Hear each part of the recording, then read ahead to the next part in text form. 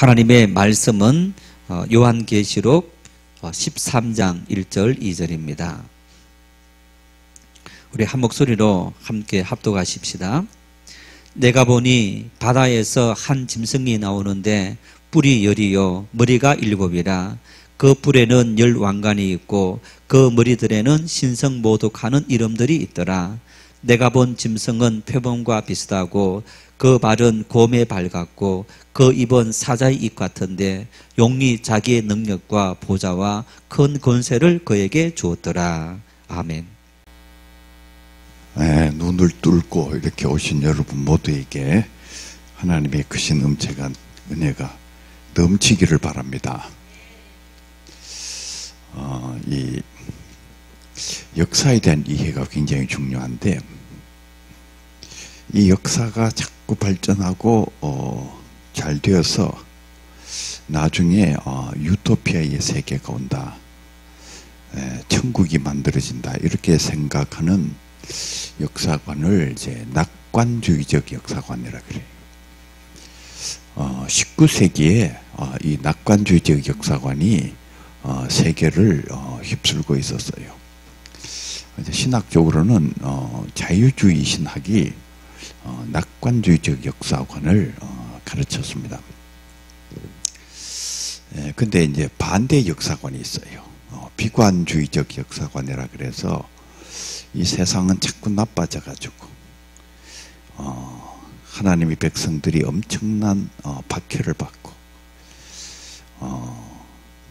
7년 대환란이 일어나고 마귀가 지배하는 그런 비극의 역사가 나타나고 아마겟돈 전쟁이 일어나고 이 세계는 파국으로 간다, 이렇게 생각하는 역사관을 비관주의적 역사관이라 그래요. 주로 이제 그 기독교 부흥 운동 속에 많이 있습니다. 이 세상은 망할 세상이기 때문에 그래서 빨리 예수 믿어서 구원의 방주인 이 교회에 영혼을 실어서 천국으로 가야 된다. 이렇게 이제 부흥 강사 목사님이 이제 설교할 때에 이제 그 배후에는 비관주의적 역사관이 있어요. 기독교 안에는 소위 세대주의자라는 사람들이 주로 이제 또 이런 비관주의적 역사관을 많이 가르쳤고, 이 성경을 문자적으로 많이 해석했던 근본주의자들도 이런 비관주의적 역사관을 많이 가르쳤어요. 이제 부흥사들의 역사관이기도 하고, 또 한국에 이제 좀 보수 장로교회 합동 고신 뭐 이런 쪽에 아주 신학의 대표적인 학자라고 할 수 있는 이제 박형룡 박사께서도 유감스럽게도 이런 비관주의적 역사관을 가르치셨어요. 아무래도 그 세대주의 영향이 아닌가 그런 생각을 하는데, 박형룡 박사의 이 글들도 읽어보면은 이제 이 역사가 자꾸 나빠지고 나중에는 이제 7년 대환란, 이 마귀가 세상을 지배하는 7년 대환란의 시대가 온다. 1990년대 종말론 혼란을 일으켰던 이장림 목사라는 분이 있어요. 그 이장림 목사도 이런 비관주의적 역사관을 가르쳤습니다. 그래서 전 환란 시대, 후 환란 시대 이렇게 얘기를 하면서 아마 자기는 이 전 환란 시대에 결국 순교하지 않겠는가 이런 생각을 했다, 이제 이런 말도 했었고, 역시 이 비관주의적 역사관을 한국 교회에 열심히 이제 설파를 했는데, 그 이장림 목사 역시 이제 세대주의의 영향 속에 있었던 사람입니다. 그러니까 우리 기독교 안에 이 비관주의적 역사관을 가르치는 사람들이 굉장히 많이 있었고, 또 지금도 상당히 많이 있어요. 근데 이런 이제 비관주의적 역사관을 갖게 됐을 때 일어나는 문제점은 뭐냐 하면은, 교회의 사회 역사적인 책임이 이게 흔들려 버려요. 이 세상을 변화시키고 이 역사를 바꾸어서 하나님의 통치가 지배하는, 하나님의 의와 사랑과 평화와 생명이 지배하는 그런 하나님의 나라를 세워야 된다 하는 이런 그 교회의 사회적인 책임, 역사적인 책임이 이런 비관주의적 역사관을 갖게 되면은 그 근원에서부터 흔들려 버립니다. 왜 흔들리느냐 하면은 이 세상은 결국 망할 세상인 거예요. 자꾸 나빠지기 때문에.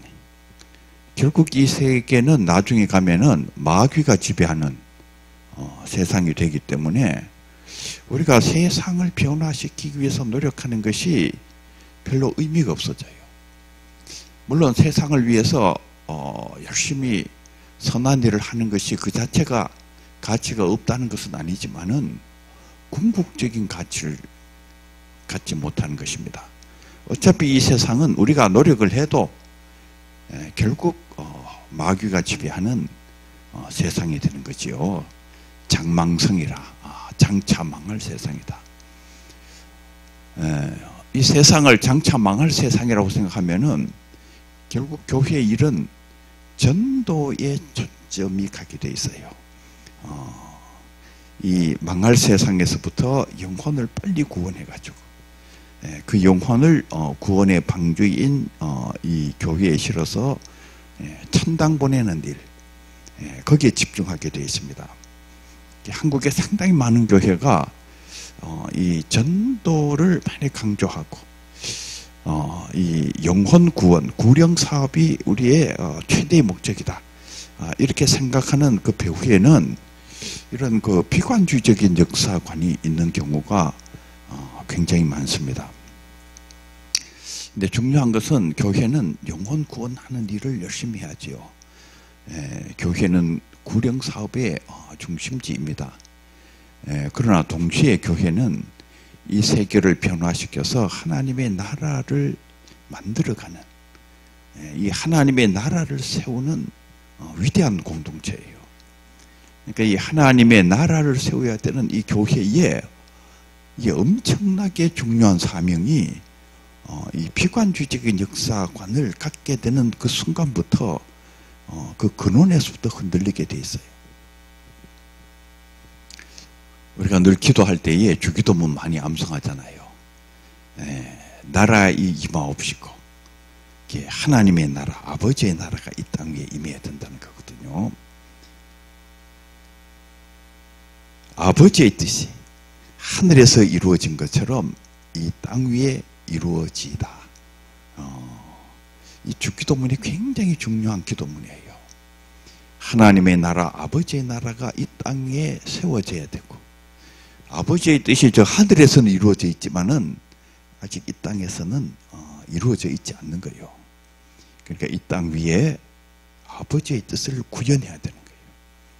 우리는 그렇게 기도하면서 그렇게 살아가야 되는 그 사람들인데, 이 주기도문이 가르치고 있는 대단히 중요한 정신이 우리가 비관주의적인 역사관을 갖는 순간부터 이게 어긋나게 돼버리는.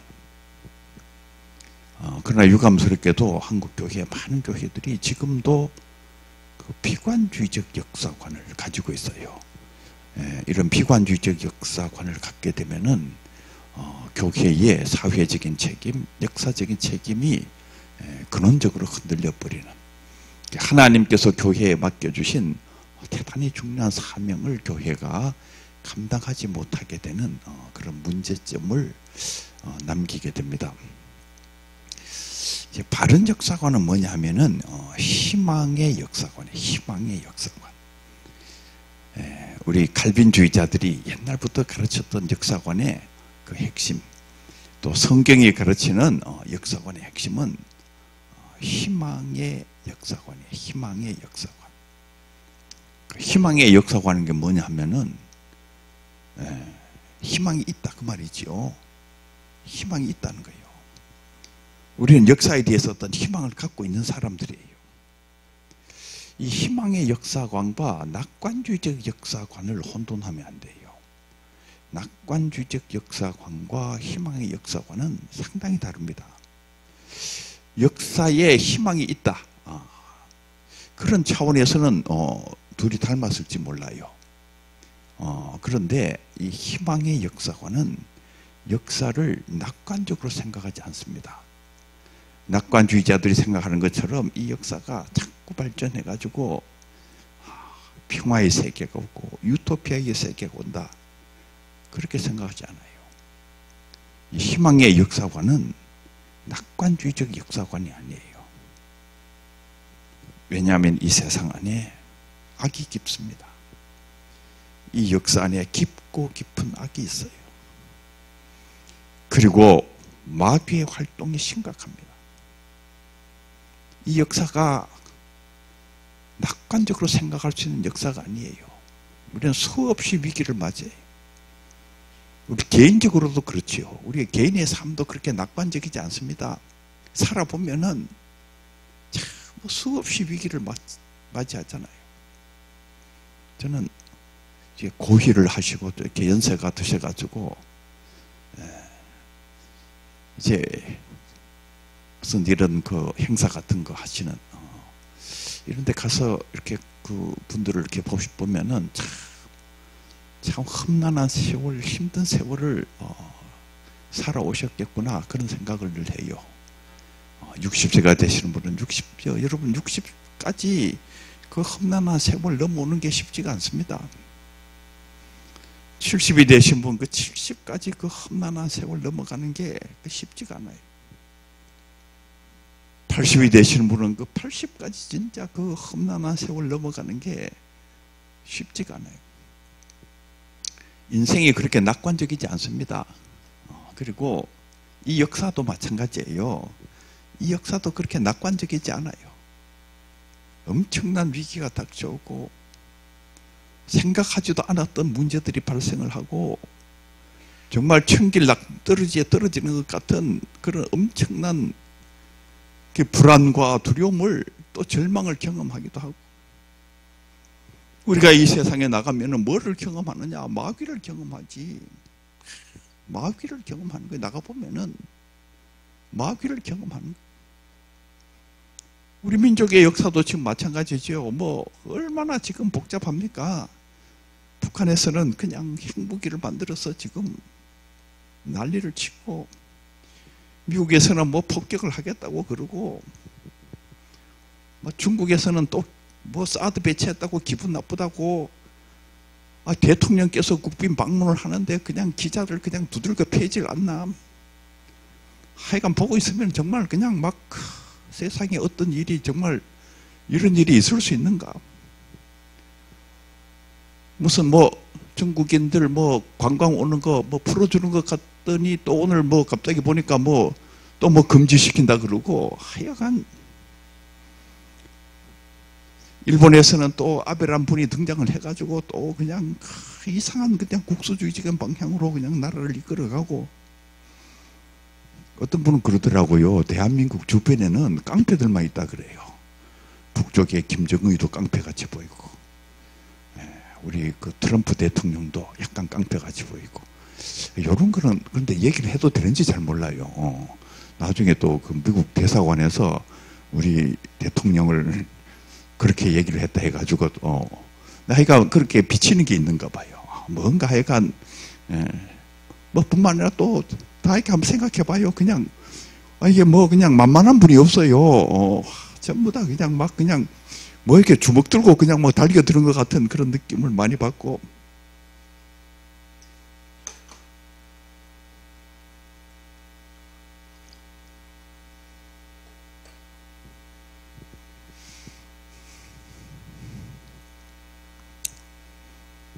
이 세상에 나가면은 위기를 경험하고 절망을 경험하고 마귀를 경험하는 거예요.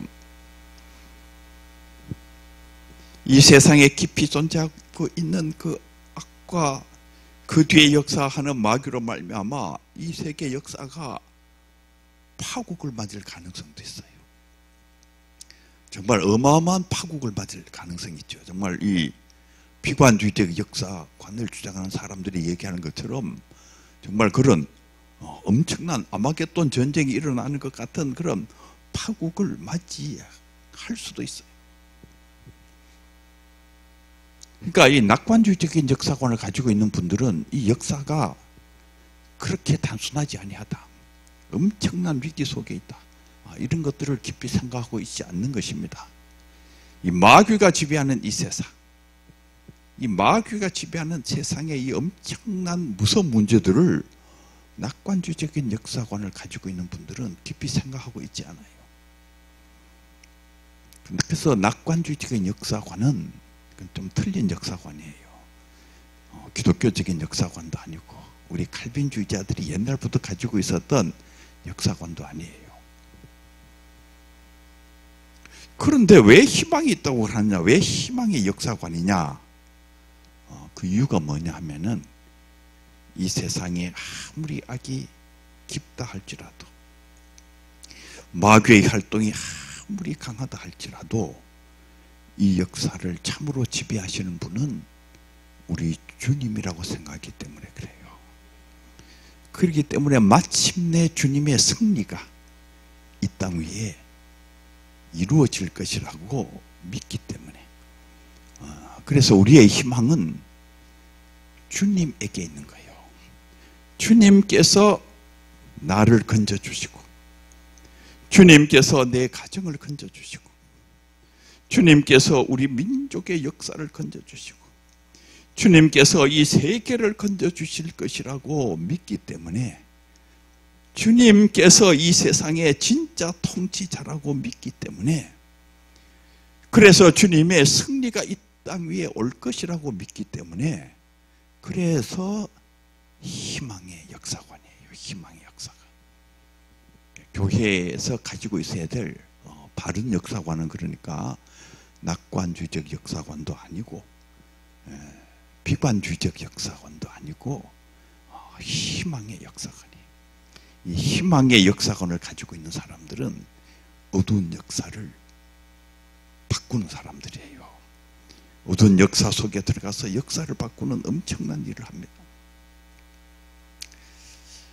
이 비관주의적 역사관이 생기게 되는 그 배경이 요한계시록과 관련이 있어요. 이 사람들은 요한계시록을 읽으면서 이 역사가 자꾸 나빠져가지고 마귀가 지배하는 세상이 오는 것을 계시하는 책이 요한계시록이다 이렇게 생각하는가 봐요. 이 세대주의적 종말론 그분들의 글들을 읽어보면은 이 비관주의적 역사관의 증거를 요한계시록을 쓰고 있는 거예요. 우리가 요한계시록 그냥 읽어보면은 정말 이 역사가 나중에 이게 파국을 맞는 게 틀림없구나. 이 역사의 미래는 밝지 않구나. 역사의 미래는 마귀가 지배하는 세상이 틀림없구나. 이런 생각이 들어요. 그래서 이 비관주의적 역사관은 주로 요한계시록과 관련이 많이 있습니다. 부흥사들이 부흥회를 하면서 이 비관주의적 역사관을 많이 설교를 할 때에 주로 요한계시록을 많이 언급을 하면서 이 요한계시록에 보라는 거예요. 그냥 파국적인 이야기들, 엄청나게 무서운 이야기들, 이 역사의 미래가 이렇게 돼 있다는 거예요.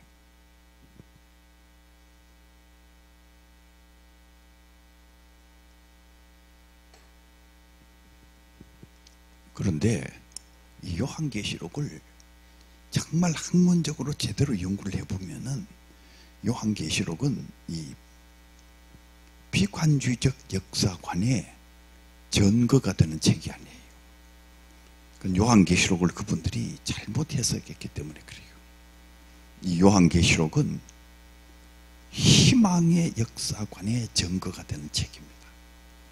이 요한계시록을 학문적으로 바르게 연구하면은 이 요한계시록에서 어떤 역사관이 나오느냐 하면은 희망의 역사관이 나옵니다.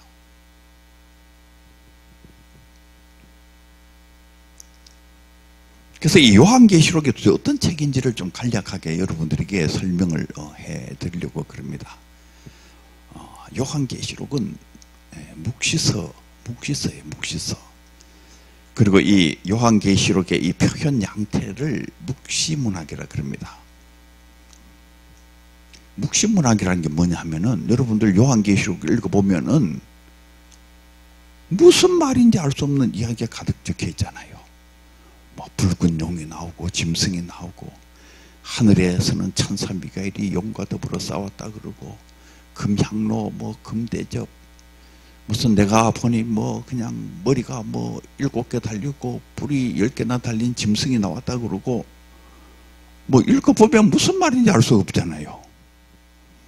묵시문학이라는 게 뭐냐 하면은 용 이야기, 짐승 이야기, 뭐 머리 뿔이 몇 개 달렸다, 뭐 금향로, 금대접 도대체 이렇게 알 수 없는 이야기로 이렇게 글이 쓰여져 있는 책을 묵시문학이라 그래요. 그런데 이런 묵시문학의 표현 양태로 쓰여진 책들이 묵시서들입니다. 근데 이 묵시서가 요한계시록 한 권만 있는 게 아니에요. 우리 성경 안에는 구약의 다니엘서가 묵시서고 신약의 요한계시록이 묵시서입니다. 근데 이것 외에도 많이 있어요. 에녹서, 모세의 성전, 이사야의 성전, 희년서,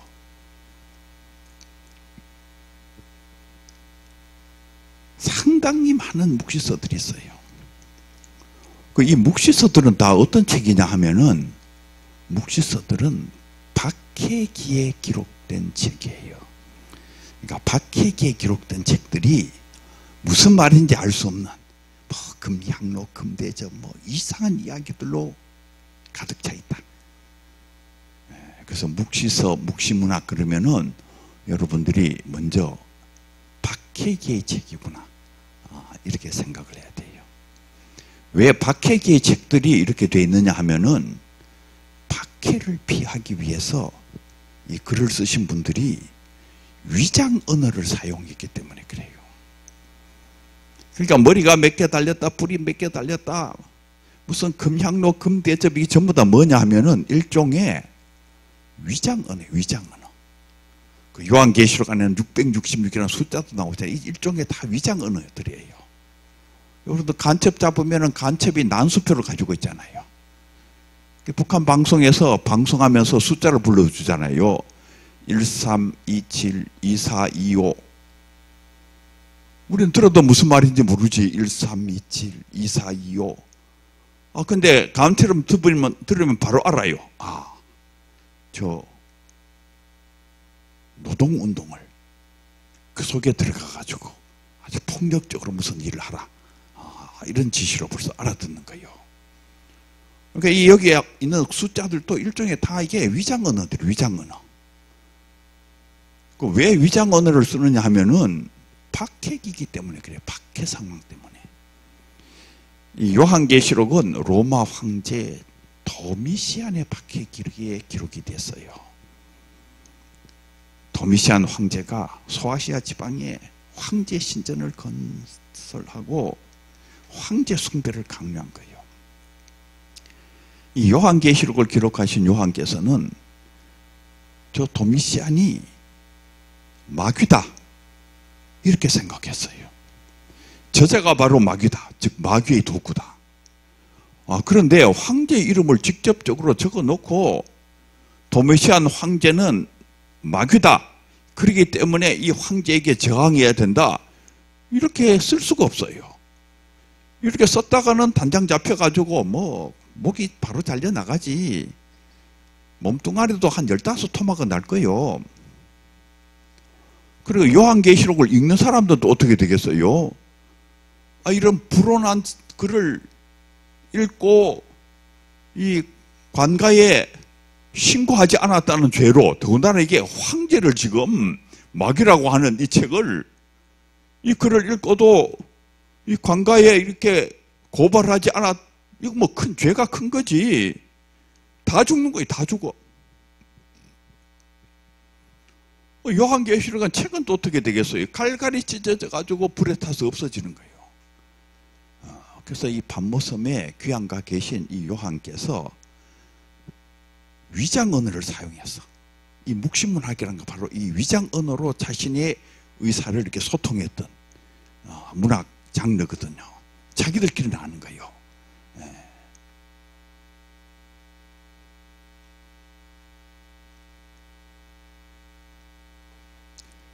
그러니까 이 위장 언어를 알아내는 게 요한계시록을 해석하는 이게 키입니다.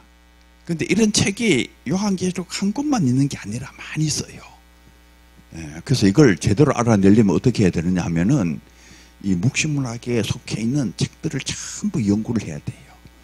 한참 연구해 보면은 이게 뭐 같다 하는 게 나옵니다. 그냥 혼자 상상하면 안 돼요. 그냥 혼자 이렇게 보고 이게 대표적으로 우리가 엉터리로 한 그 대표적인 일이 뭐냐면 붉은 용. 이게 붉은 색깔이구나. 붉은 색깔이 뭘까? 이렇게 상상을 해보니까 공산당이다. 그래가지고 이게 붉은 용이 공산당이라고 그냥 얼마나 많은 분들이 설교를 했는지 이렇게 하면 안 돼요. 완전히 그 요한계시록 빵점으로 해석한.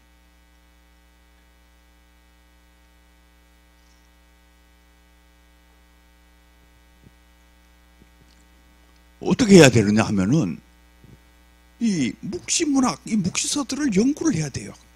한참 연구해야 됩니다. 한참 연구하면은 이게 무슨 말이구나. 이게 무슨 말인구나. 그걸 알게 돼요. 저도 처음에 요한계시록을 읽을 때는 전혀 모르겠더라고요. 이게 무슨 말인지 모르겠어요. 근데 묵시서를 읽고 또 읽고 또 읽고 있는 대로 계속 읽고 생각해보고 또 읽고 생각해보고 한참을 하니까 이게 무슨 말 같다 이렇게 뭔가 이렇게 떠오르는 거예요.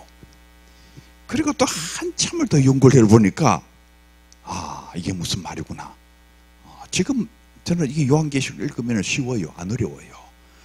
여러분처럼 이게 무슨 말인지 하나도 모르겠는 그런 게 아니고 지금 읽으면 아주 쉽습니다. 제 생각에는 초대교회 이 요한계시록을 읽었던 그 소아시아에 있는 성도들은 저와 같은 그런 상황이었을 거로 추정이 돼요. 읽으면서 이게 무슨 말이구나 바로 알았을 것으로 봅니다.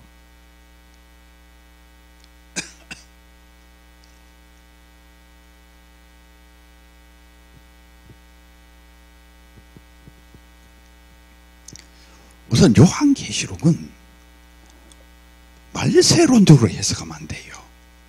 이렇게 한국에서는 요한계시록을 말세론적으로 일반적으로 해석을 하는데 요한계시록을 가장 대표적으로 잘못 해석하는 방법이 말세론적으로 해석하는 거예요. 말세론적으로 해석한다는 말이 뭐냐 하면은 이 요한계시록 안에는 역사의 마지막에 일어날 여러 가지 일들이 예언되어 있다 이렇게 생각하는.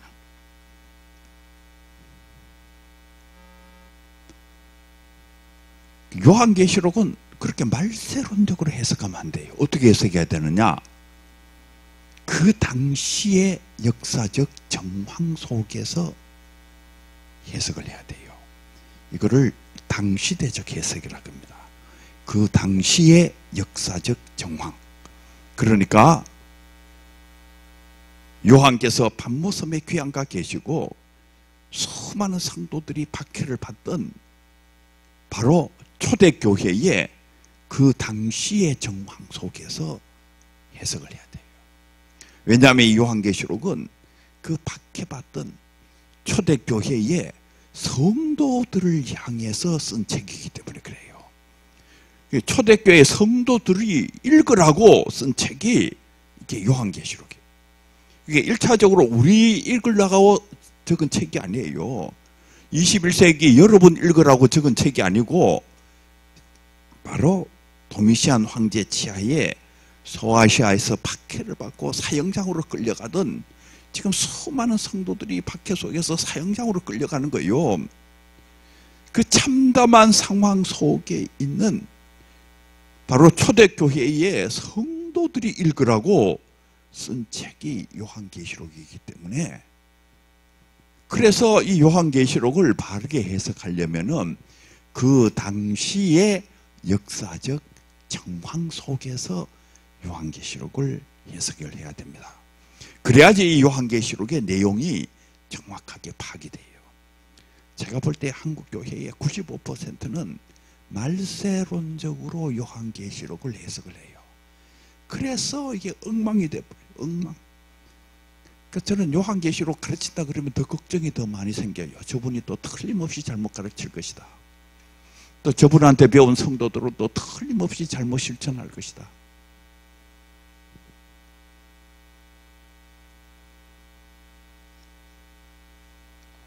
요한계시록 안에는 공산당이 없어요. 그런데 거기 공산당을 얘기하거든. 수많은 이단들도 다 거기서 나옵니다. 말세론대로 해석해서 나오는 거예요. 전도관 박태선 장로, 요한계시록에 나오는 무엇이 바로 전도관 박태선 장로를 예언하는 것이다. 이런 무슨 거짓말 같은 이야기를.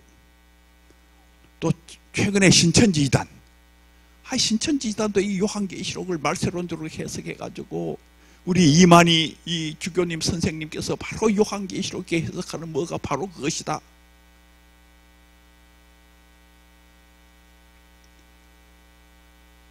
아니 지금 그 밤모섬에 귀양가 계신 그 요한께서 뭐 21세기에 나오는 그 이만희 교주 그게 뭐가 대단하다고 여기 적어놨겠어요.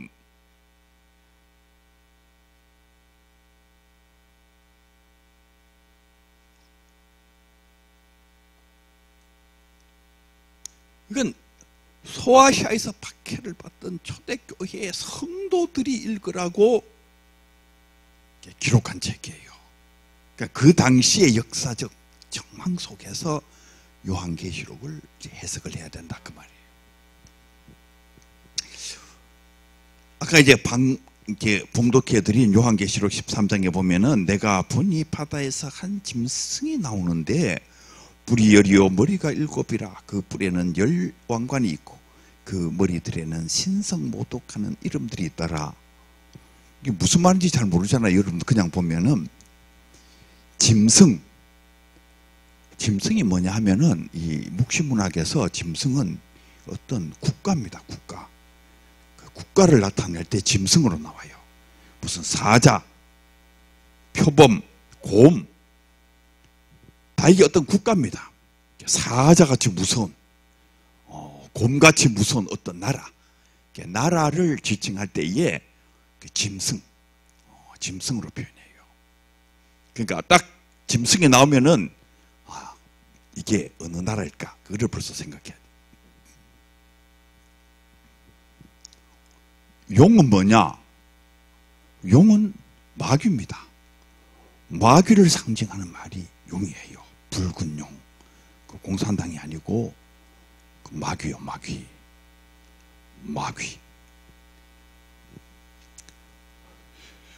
그런데 여기에 보면은 요한계시록 13장 2절에 보면은 내가 본 짐승은 표범과 비슷하고 그 발은 곰의 발 같고 그 입은 사자의 입 같은데, 그러니까 이게 표범 같은 나라, 곰 같은 나라, 사자 같은 나라에 그 모든 것이 이 안에 다 들어있는 바로 그런 짐승이라는 거예요. 그러니까 대단히 무서운 짐승이죠. 이게 그렇게 무서운 나라. 이거 로마 제국이에요. 로마 제국. 그 위에 있었던 바사, 파벨론 이런 나라의 모든 그 권세들을 전부 총망라해가지고 지금 중동 지역, 유럽부터 중동 지역 전체를 지금 통치하고 있는 무시무시한 나라, 로마 제국을 지금 얘기하고 있는 거예요. 이 로마 제국은 7산으로 둘러싸인, 로마라는 이 수도가 7산으로 둘러싸인 나라거든요. 여기 지금 머리가 7개, 지금 이 7산으로 둘러싸여져 있는 바로 로마를 지금 얘기하는 거예요. 그런데 이 짐승한테 용이 자기의 능력과 보좌와 큰 권세를 그에게 주었다. 그러니까 이 짐승이 로마 제국이 어마어마한 권세를 가지고 있는데, 그러니까 사자의 권세, 표범의 권세, 곰의 권세, 이걸 전부 다 이 짐승이 가지고 있는데, 이 어마어마한 권세를 누가 줬느냐? 용이 줬다는 거예요. 마귀가 줬다는 거예요. 그러니까 이 말의 뜻은 뭐냐면은 현재 저 로마 제국이 가지고 있는 권세가 마귀로부터 왔다는 걸 얘기하는 거예요. 머리가 7이라 그리고 뿔이 10개다. 뿔은 뭐냐 하면은 이 로마 제국의 황제들을 얘기하는 거예요. 황제들. 그런데 그 머리들에는 신성모독하는 이름들이 있더라. 참남한 이름이 있는 거죠. 신성모독. 이건 뭡니까? 한가 피조물이요 한가 죄인인 인간이 스스로 신이 되어가지고 하나님만이 받으시는 경배를 찬탈하고 있는 거예요.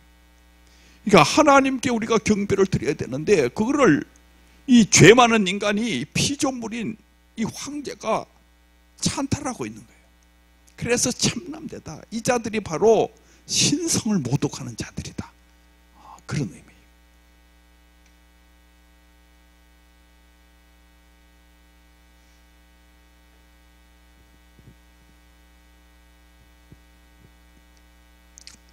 로마 황제의 권세가 마귀로부터 왔다면 로마 황제 권세 뒤에 불균형이 있다면 하나님의 백성들은 그 명령에 복종해야 되겠습니까? 아니면은 저항해야 되겠어요? 뭘 해야 되는지도 몰라요. 저항하셔야지. 그런데 황제의 명령에 저항하면 어떻게 되겠어요? 그건 죽는 거요. 사형장으로 끌려가는 거요. 지금 황제 숭배하라는 명령이 떨어졌잖아요. 황제 숭배하라는 이 로마 황제의 명령을 듣지 않으면은 이게 죽는 거지. 그래서 요한계시록의 주제가 뭐냐면은 네가 죽도록 충성해라. 그리하면 생명의 면류관을 네게 주리라. 이게 요한계시록의 주제예요. 황제의 명령을 복종하지 아니하고 저항하면은 이게 목이 잘리는 거예요. 그렇지만 두려워하지 말라는 거예요. 이제 머지않아 주께서 오신다는 것입니다. 주께서 오셔서 저 붉은 용과 짐승들과 적그리스도들을 심판하시는 그날이 되면은 저자들은 다 영원히 꺼지지 않는 유황의 바다에 멸하게 될 것이고, 끝까지 믿음을 지켰던 너희들은 주님께서 너희들의 눈에서 흐르는 눈물을 닦아주실 것이고, 다시는 죽음과 애국하는 것이 없는 그 영원한 생명의 나라를 너희들에게 주실 것이다. 너희들은 주님과 더불어 영원히 왕노릇하게 될 것이다. 지금 그거를 얘기하려고 하는 책이 요한계시록이에요.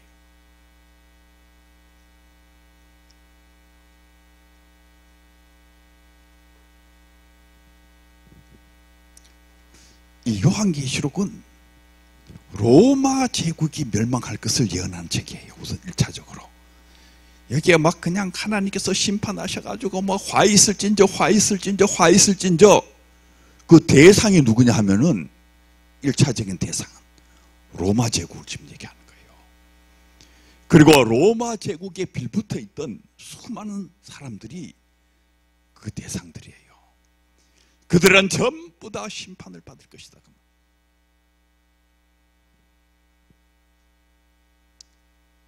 이 요한계시록은 근본적으로 그 당시의 역사적 정황 속에서 해석을 해야 되지만은 요한계시록 안에는 미래적인 단층들도 있습니다.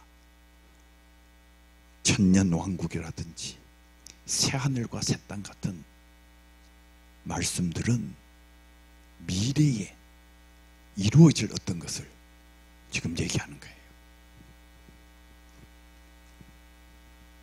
그 당시의 역사적 정황 속에서 지금 하나님의 말씀이 전달되고 있는데 그 안에 미래적인 것들이 있어요.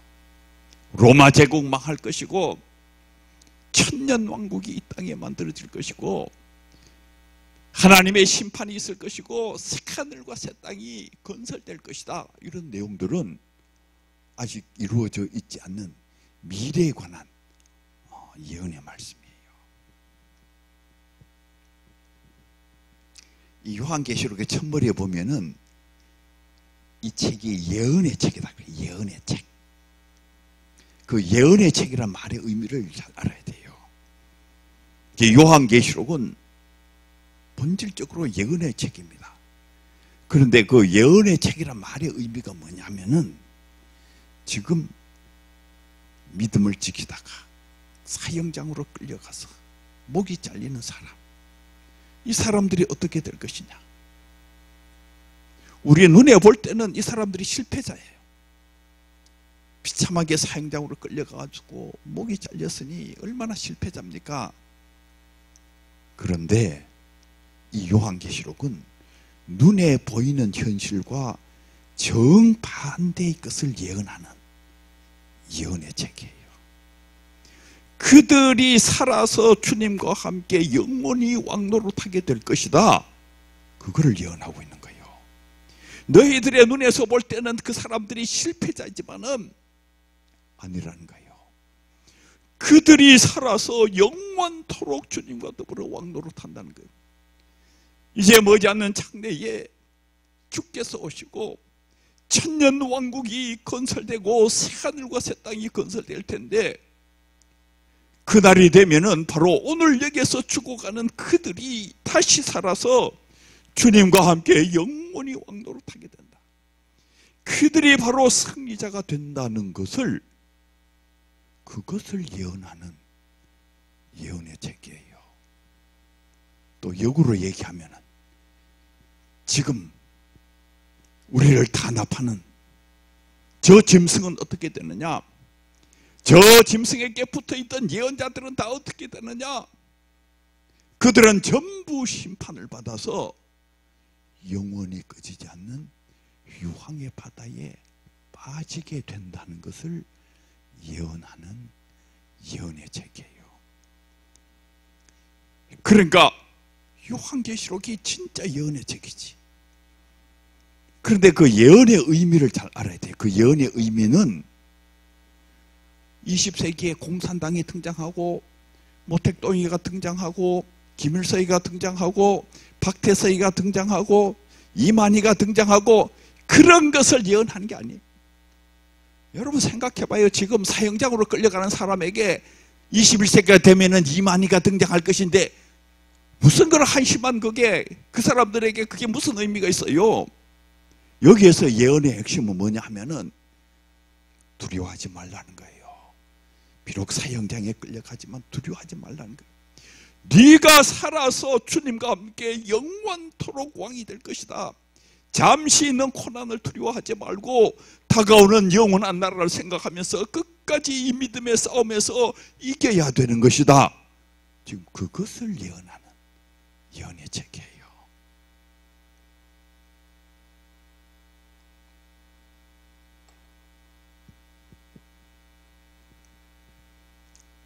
저는 이 요한계시록을 읽을 때마다 누가 많이 생각이 떠오르냐면은 주기철 목사님 많이 떠올라요.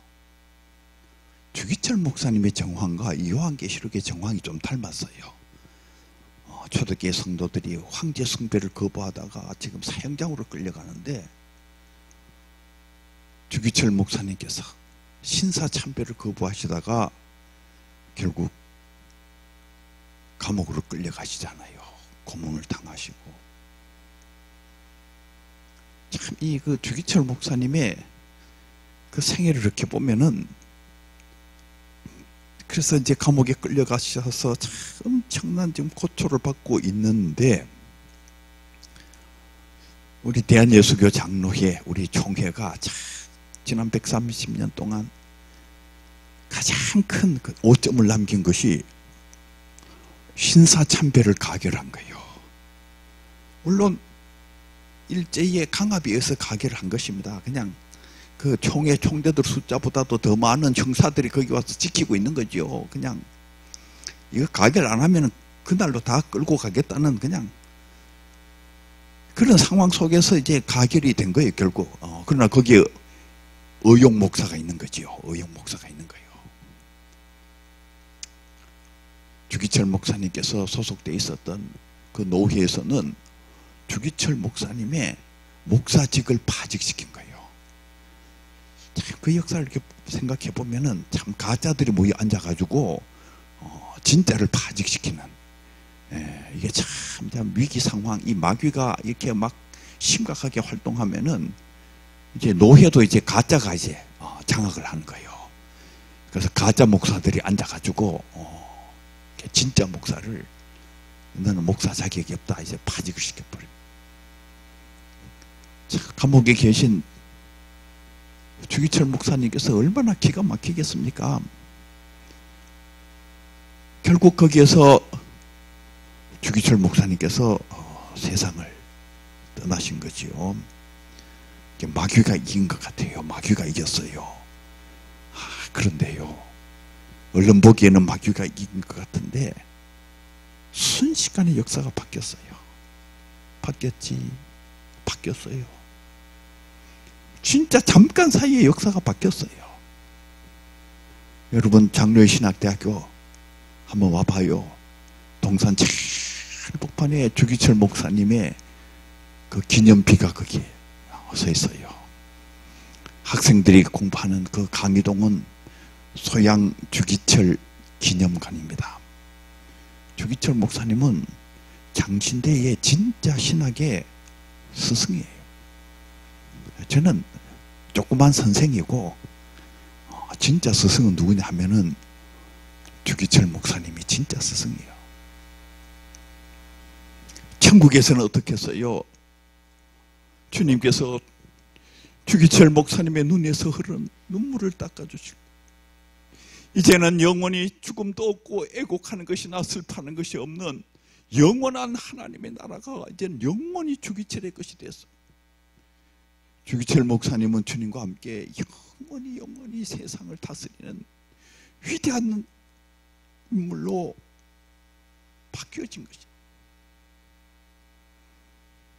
이 주기철 목사님을 파직시켰던 그때의 그 목사들은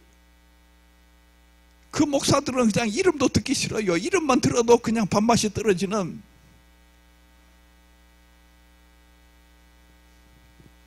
네가 죽도록 충성해라. 그리하면 생명의 면류관을 네게 주리라.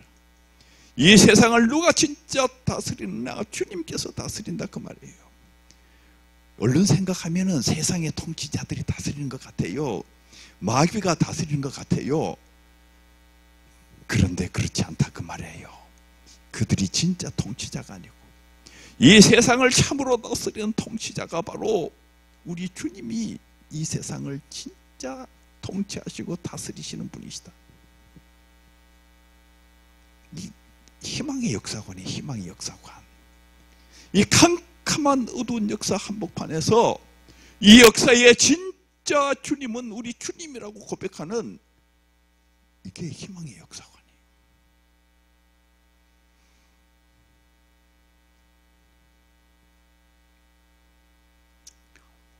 독일의 고백교회 목사님들도 역시 주기철 목사님하고 비슷해요. 독일 히틀러 시절에 이게 히틀러 의용 목사들이 히틀러의 앞잡이가 돼가지고 엄청난 비극의 역사를 만들잖아요. 이 독일의 고백교회라는 게 뭐냐면은 이 히틀러를 저항했던 사람들, 목사님들, 신학자들, 숫자가 많지는 않았지요. 그렇지만은 히틀러를 저항해가지고 히틀러와 싸웠다. 1934년에는 바르멘 신학선언이라는 아주 유명한 신학선언을 발표하지요. 이제 히틀러에 저항하는 신학선언. 그러나 이제 결국 거기에 속해 있었던 분들은, 대학 교수들은 학교에서 파직을 당하시고, 목사님들은 교회에서 다 쫓겨나가시고, 쫓겨나가신 정도에서 끝나면 그래도 그분들은 좀 좋은 거지. 그 다음에는 감옥으로 끌려가시고, 또 감옥에서 고문을 많이 당하시고, 어떤 분들은 또 감옥에서 돌아가시고, 그 비극의 세월이 있었지요. 히틀러가 지배하는, 마귀가 지배하는 비극의 세월이 있었어요. 그런데 1945년 나치가 망하면서 세계 역사가 바뀌어버렸어요. 독일의 역사도 바뀌어버렸어요. 1945년 재건된 독일 교회는 자신들의 역사를 히틀러 시절에 고백교회가 바로 우리들의 역사다. 히틀러 시절의 국교회는 우리의 역사가 아니고 바로 히틀러 시대에 이 히틀러와 싸웠던 이 고백교회가 우리들의 역사다 공식적으로 선포를 했어요. 히틀러의 앞잡이들은 전부 다 추락하기 시작했어요. 아무도 그 사람을 목사로 생각하지 않아요. 그리고 히틀러 시절에 고난당했던 그분들의 이름이 다 찬란해지기 시작했습니다. 영광스러워지기 시작했습니다.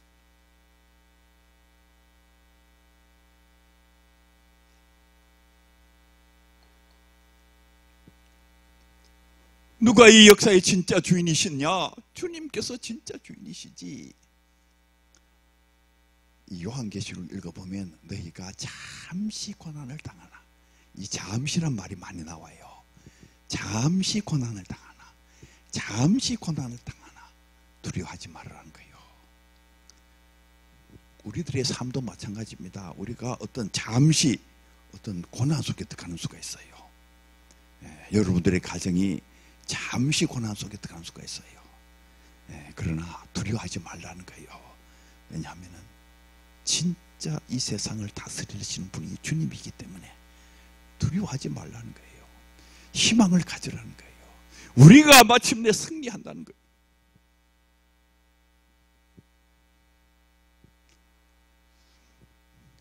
이 7년 대환란에 대해서 잘못 이해하는 분들이 참 많아요.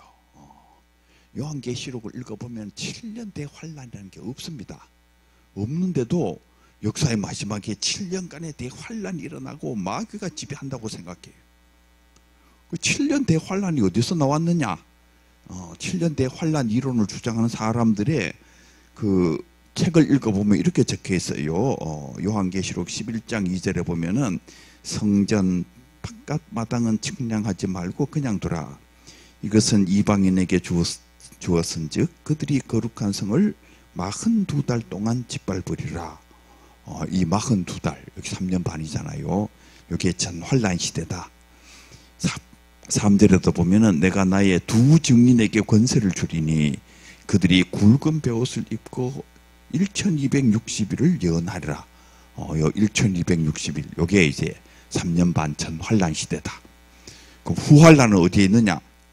요한계시록 12장 14절에 보면은 그 여자가 큰 독수리의 두 날개를 받아 광야 자기 곳으로 날아가 거기서 그 뱀의 낯을 피하여 한 때와 두 때와 반 때의 양육을 받으매, 여기 한 때, 두 때, 반 때, 이게 때를 이제 1년으로 계산해 가지고 1년, 2년, 반년, 3년 반.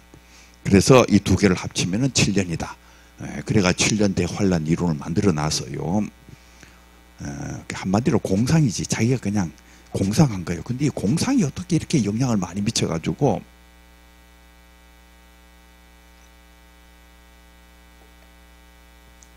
우선 이게 왜 공상이냐 하면은 요한계시록 안에는 이 두 개를 합쳐가지고 7년이라고 얘기한 곳이 한 군데도 없어요. 11장에는 3년 반, 또 12장에 한 때, 두 때, 반 때, 이런 이야기가 있는 것 뿐이지, 이거를 두 개를 합쳐가지고 7년 대환란 이론을 만든 사람은 세대주의자들이 만든 거예요. 그리고 거기에 영향을 받아가 수많은 부흥운동 목사님들이 그냥 그걸 받아들인 것이고, 또 근본주의자들도 또 그냥 그걸 받아들여가지고 7년 대환란 이론이라는 이상하고 또 괴상한 이론을 만들어 놨습니다. 근데 우리가 먼저 유념해야 될 것은 요한계시록 11장에 3년 반이 나오고 요한계시록 12장에 그냥 3년 반이 나오는데, 이걸 합친 사람은 세대주의자들이에요. 근데 이건 합치면 안 돼요. 그냥 둬야 되는 것인데, 성경 어디에도 합쳐라는 말이 없는데 왜 그냥 둬야 되느냐 하면은 이분들이 묵신문학을 모르기 때문에 그런 현상이 일어난 거예요. 이 묵신문학을 연구를 하고 읽을 때에 3년 반이라는 숫자가 나오면은 긴장을 해야 돼요. 이 3년 반은 대단히 중요한 그 신학적인 의미를 가지고 있는 거예요. 3년 반이라는 숫자 자체가 중요해요. 이거 7로 만들면 안 돼요. 3년 반, 3년 반.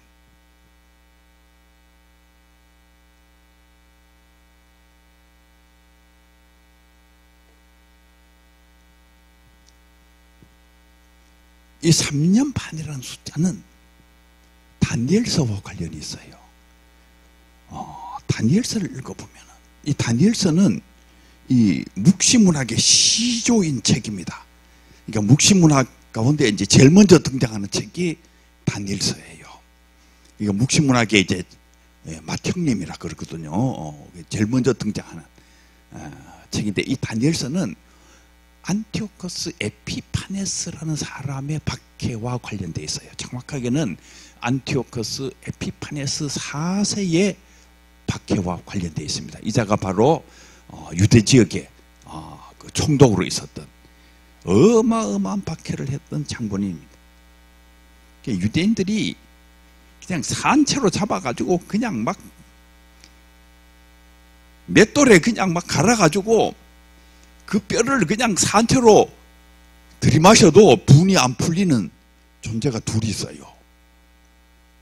하나는 누구냐 하면 바로 유태인 600만을 학살한 그 아돌프 히틀러. 이게 뭐 그냥 다 갈아 마셔도 분이 안 풀리지. 근데 또 하나 더 있는데 바로 이 안티오코스 에피파네스 4세 이자가 엄청나게 박해를 한 장본인이에요.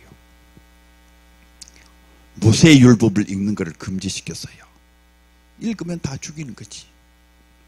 그러니까 성경을 읽으면 다 죽이는 거예요. 그냥 할례를 금지시켜 버렸어요.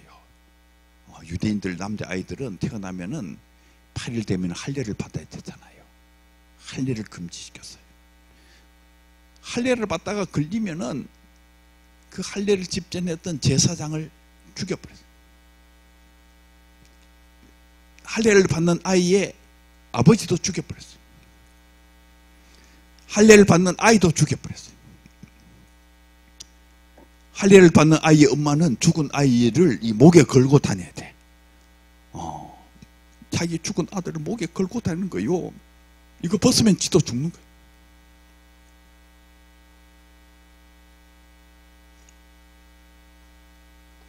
유대인들이 가장 거룩하게 생각하는 곳은 성전이지요. 근데 유대인들이 더럽게 생각하는 게 뭐냐면 돼지. 이 성전의 모욕을 주기 위해서 돼지를 그냥 때려 몰고 가가지고 돼지를 쳐서 죽여서 돼지의 피를 그 제단에 다 뿌렸어요. 주님을 고백하는 사람이 있으면 그 혓바닥을 뽑아버려요. 계속해서 주님을 고백하면 산채로 그냥 끓는 기름물 속에 그냥 다 집어넣어버려요. 이 엄청난 박해, 이 엄청난 박해가 몇 년간 계속되느냐 하면은 3년 반 지속됩니다. 그리고는 마침내 마카비 형제의 영웅적인 저항에 의해서 성전이 회복이 돼요. 유대인들에게 하누카절이라는 게 하누카절. 이 하누카절이라는 게 뭐냐면 바로 이때의 승리를 기념하는 절기가 하누카절이에요. 바로 이 3년 반이라는 숫자는 여기서 나왔어요.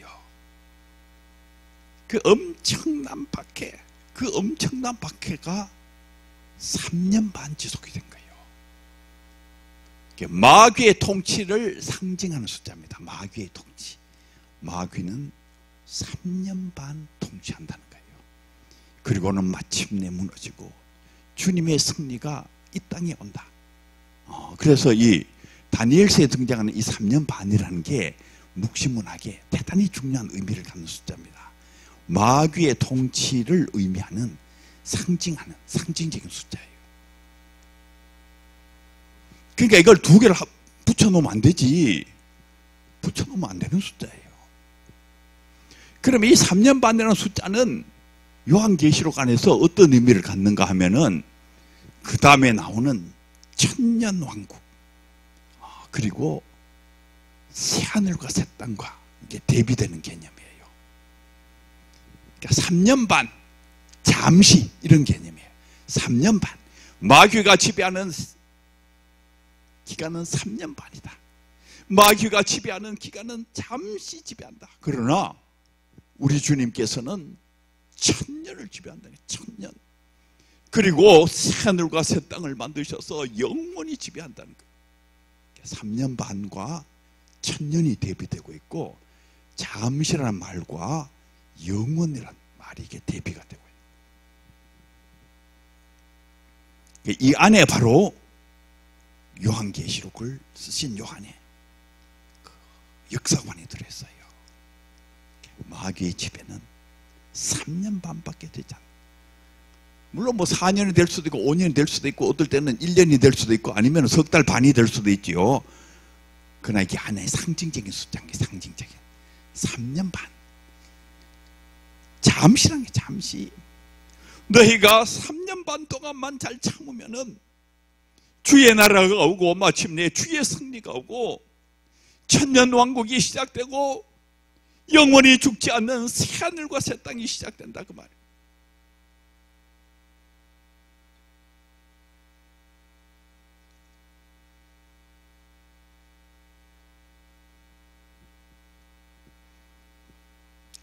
그 요한계시록은 눈에 보이는 현실과는 정반대의 것을 예언하는 예언의 책이에요. 눈에 보이는 현실은 절망적인 현실입니다. 그러나 요한계시록을 기록하신 요한께서 우리에게 전해주는 말씀은 희망을 전해주는 거예요. 우리 주님께서 이 세상의 진짜 통치자이기 때문에 희망의 미래가 눈앞에 다가오고 있다는 것입니다. 두려워하지 말라는 거예요. 고난은 오래 가지 않는다는 것입니다. 이제 주님의 통치가 오고 주의 나라가 오고 영광의 미래가 온다 그 말이에요.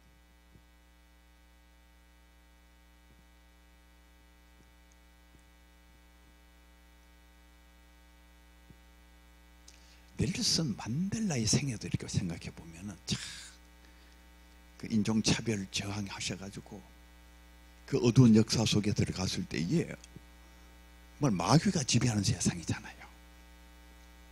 결국 감옥에 들어가셨는데 참 역사가 바뀌잖아요. 근데 넬슨 만델라께서는 3년 반 감옥에 계신 게 아니고 27년을 감옥에 계셨어요. 27년을 감옥에 계셨는데 저는 넬슨 만델라께서 감옥에 계셨기 때문에 역사가 바뀌었다 이런 생각이 들어요. 그분이 감옥에 오래 계셨기 때문에 세계 역사가 바뀌었다. 제가 그 BBC 뉴스를 이렇게 보다가 영국에서 만델라 그 동상 제막식을 하는 걸 봤어요.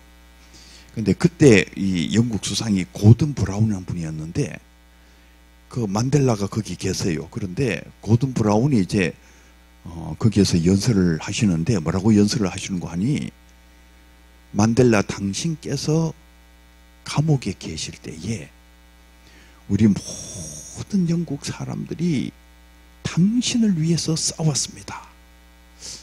그렇게 연설을 하더라고요. 만델라 당신께서 감옥에 계실 때에 우리 모든 영국 사람들이 당신을 위해서 싸웠습니다.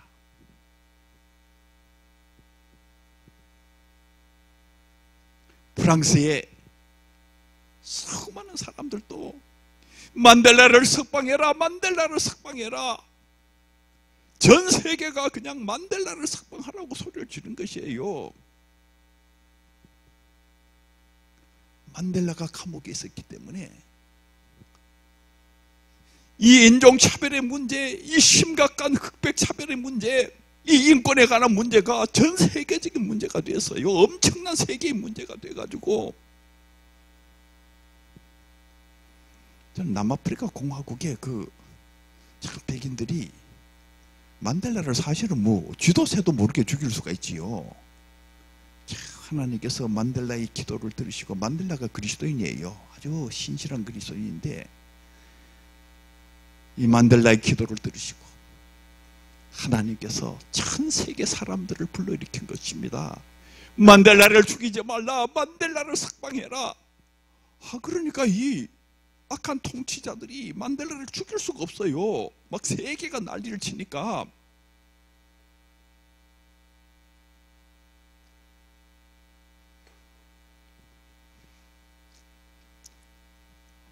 그리고는 마침내 역사가 바뀌는 엄청난 일이 일어났어요. 정말 이게 기적 같은, 남아프리카 역사에 있어서는 이 최대의 기적이 일어난, 그 민족의 역사에서는 최대의 기적입니다.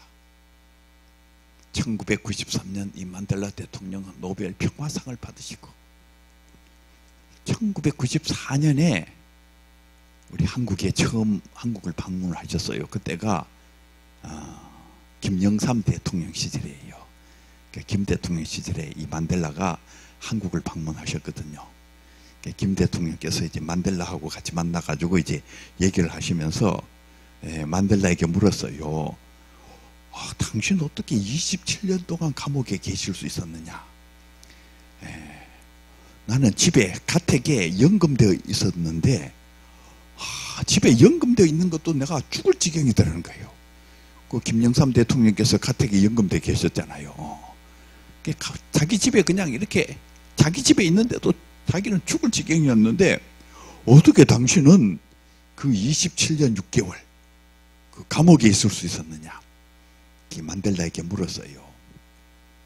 만델라께서 대답을 하시기를, 제가 그 긴 세월 동안 감옥에 있을 수 있었던 비결은 맥주 때문에, 맥주. 이 경건한 순간에 왜 맥주가 나왔냐? 이 감옥이 진짜 이게 견디기 어려운 곳인데 일주일에 한 번씩 그 죄수들을 위해서 인도주의적 차원에서 맥주 한 잔씩 줬대요.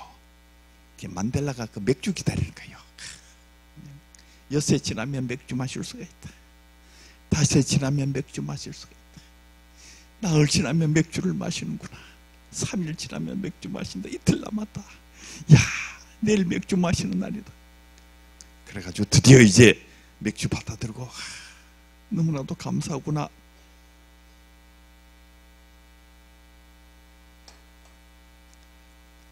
마시고 나면 또 일주일 기다리는 거지. 일주일.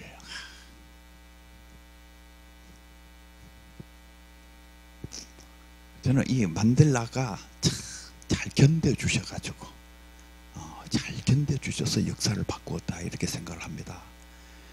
중간에서 만델라가 만약에 마음을 바꾸어가지고 자기의 주장을 뒤엎어버리고 그럼 역사가 바뀌었겠어요.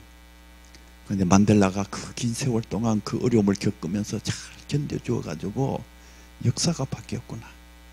그리고 만델라는 마침내 세계의 스승이 됐어요. 세계의 스승이라.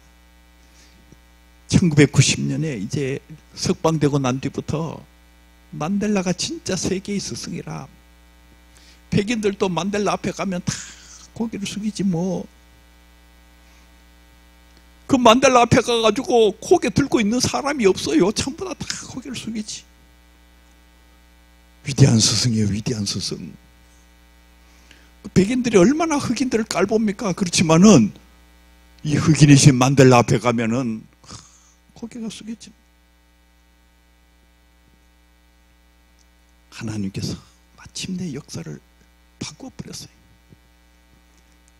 마귀가 아무리 세상을 다스리고 죄악이 아무리 극성맞게 세상을 지배한다 할지라도 이 세상의 진짜 통치자는 누구냐? 우리 주님께서 진짜 통치자예요. 이게 희망의 역사, 희망의 역사. 여러분 모두 가슴속에 희망을 갖기를 바랍니다. 어려움이 있다 할지라도 두려워하지 말아요.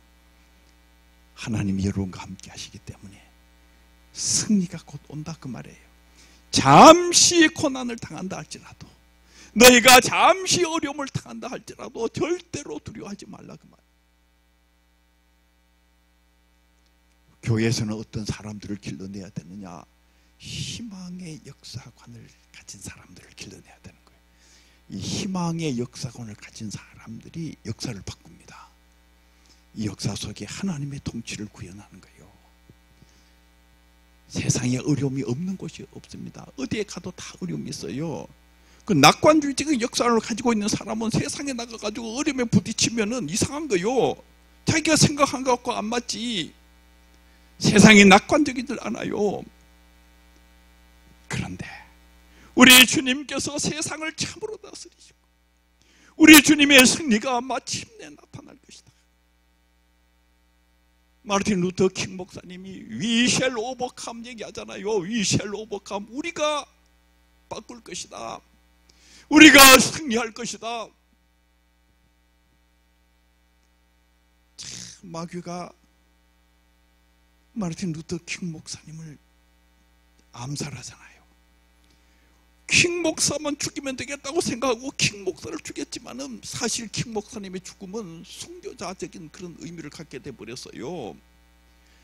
더 영혼의 불길이 돼가지고 미국의 역사를 바꿔버린 것입니다. 마귀가 결단코 이기지를 못했어요.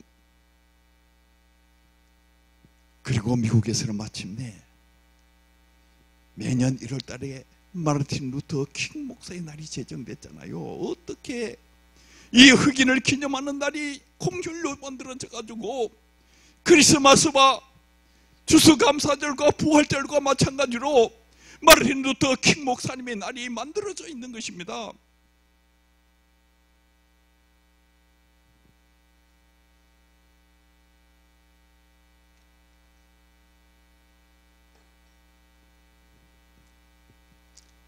이 역사의 진짜 통치자는 우리 주님이에요. 여러분 주님과 함께 다 승리하시기를 바랍니다. 어려움을 극복하고 위대한 역사를 만드는 여러분 모두가 되시기를 바라고 이 정행교회가 이 어두운 역사를 새롭게 만드는 놀랍고도 놀라운 하나님 나라 새 역사의 요람이 되기를 바랍니다.